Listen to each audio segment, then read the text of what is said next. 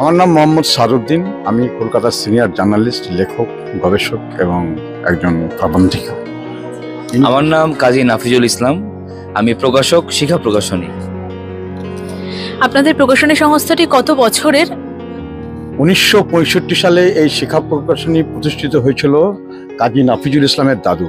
পরে এই শিখা প্রকাশনীকে সবথেকে জনপ্রিয় করেছিলেন নাফিজুলের বাবা, তার নাম হচ্ছে কাজী নজরুল ইসলাম বাহার ভাই। খুব দুর্ভাগ্যের বিষয়, করোনাকালীন তিনি কিন্তু আমাদের ছেড়ে, পৃথিবী ছেড়ে চলে গেছেন। এই শিখা প্রকাশনী বাংলাদেশের মুক্তিযুদ্ধে একটা বড় অবদান রেখেছেন এবং এই শিখা প্রকাশনীর সঙ্গে বঙ্গবন্ধু শেখ মুজিবুর রহমানের একটা ভালো সম্পর্ক ছিল, যিনি বাংলাদেশের স্থপতি ছিলেন। আজকে তো তার অন্তিম দিন এই বইমেলার।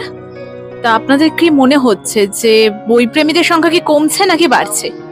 বই প্রেমীদের সংখ্যা কমেনি, বাড়ছে। কলেজ স্ট্রিট একটা শিক্ষিত জায়গা, যেখানে কলকাতা বিশ্ববিদ্যালয়, যেখানে প্রেসিডেন্সি বিশ্ববিদ্যালয়, যেখানে হিন্দু স্কুল, যেখানে সাংস্কৃতিক স্কুল, যেখানে আছে হেয়ার স্কুলের মতন ঐতিহ্যবাহী শিক্ষা প্রতিষ্ঠানগুলি, এবং এই পাড়াটার নামও বইমেলা।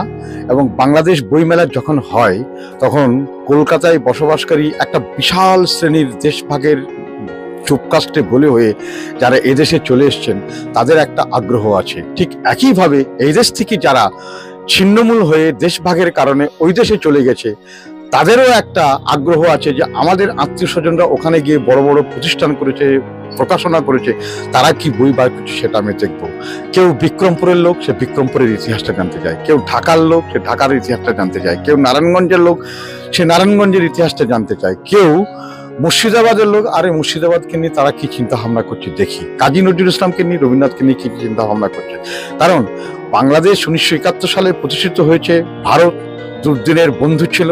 ভারতের ডায়নামিক, সর্বকালের সেরা ডায়নামিক নেত্রী, জননেত্রী প্রধানমন্ত্রী ইন্দিরা গান্ধী যে ভূমিকা পালন করেছেন, তার ফলে বাংলাদেশ খুব তাড়াতাড়ি স্বাধীন হয়েছে। তাই বাংলাদেশের কলকাতার সঙ্গে, বাংলাদেশের ঢাকার সঙ্গে কলকাতার সম্পর্ক, বা কলকাতার সঙ্গে আগরতলার সম্পর্ক, বা কলকাতার সঙ্গে গুয়াহাটির সম্পর্ক, এই যে বাংলা ভাষাভাষী মানুষদের এই সম্পর্ক যত উন্নত হবে, দুই দেশের অর্থনীতি, দুই দেশের সাংস্কৃতিক সম্পর্ক আরো বেশি বেশি করে বৃদ্ধি পাবে। কারণ ধর্ম কখনো জাতি গঠনের সত্তা হতে পারে না। ধর্ম একটা বিশ্বাসের বিষয়। তোমার ধর্ম তোমার কাছে, আমার ধর্ম আমার কাছে। কিন্তু ভাষা, ইতিহাস, ঐতিহ্য জাতি নির্মাণের একটা বড় দিক। বাংলাদেশ শুধু বাঙালি জাতিকেই গোটা পৃথিবীতে চেনাচ্ছে না, তারা বাঙালি জাতীয়তাবাদ এবং জাতীয়তাবোধ থেকে চেনাচ্ছে। আর সেই বাংলাদেশের স্থপতি নানান মুক্তিযুদ্ধের নানান পথ পরিক্রমা করে বাংলাদেশের প্রতিষ্ঠাতা রাষ্ট্রপতি এবং সেদেশের জাতির পিতা বঙ্গবন্ধু শেখ মুজিবুর রহমান।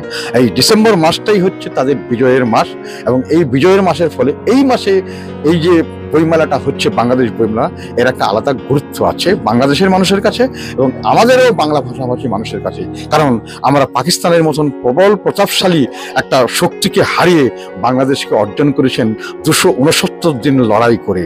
3রা ডিসেম্বর 1971 সালে শ্রীমতী ইন্দিরা গান্ধী যুদ্ধ ঘোষণা করেছিলেন এবং তিনি বলেছিলেন, এটা শুধু পাকিস্তানের অভ্যন্তরীণ বিষয় নয়, এই বিষয়টা হচ্ছে বাংলা ভাষাভাষী মানুষের কাছে তাদের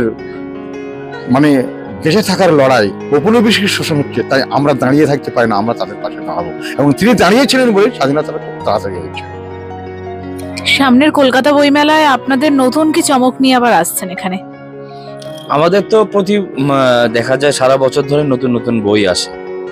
আমরা এই মেলাটা নিয়েও আশাবাদী। সামনে যেটা ইন্টারন্যাশনাল বুক ফেয়ার হবে, সেটা নিয়েও আমরা আশাবাদী। আমাদের বইগুলো লিস্ট করতেছি আমরা। খুব শীঘ্রই শিখা প্রকাশনীর পেজে সবগুলো বইয়ের প্রচ্ছদ সহ নাম দিয়ে দেয়া হবে। শিখা প্রকাশনী লিখে ফেসবুক পেজে সার্চ দিলেই চলে আসবে আমাদের প্রকাশনী।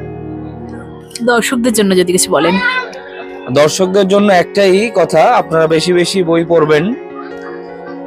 বই কিনে কেউ কখনো দেউলিয়া হয় না। যত বেশি বই পড়বেন তত আপনাদের জন্য ভালো।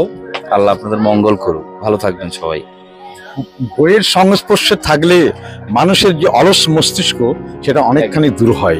এবং বই দিকে দিকে পৃথিবীতে মুক্তি আন্দোলনকে বিকশিত করেছে।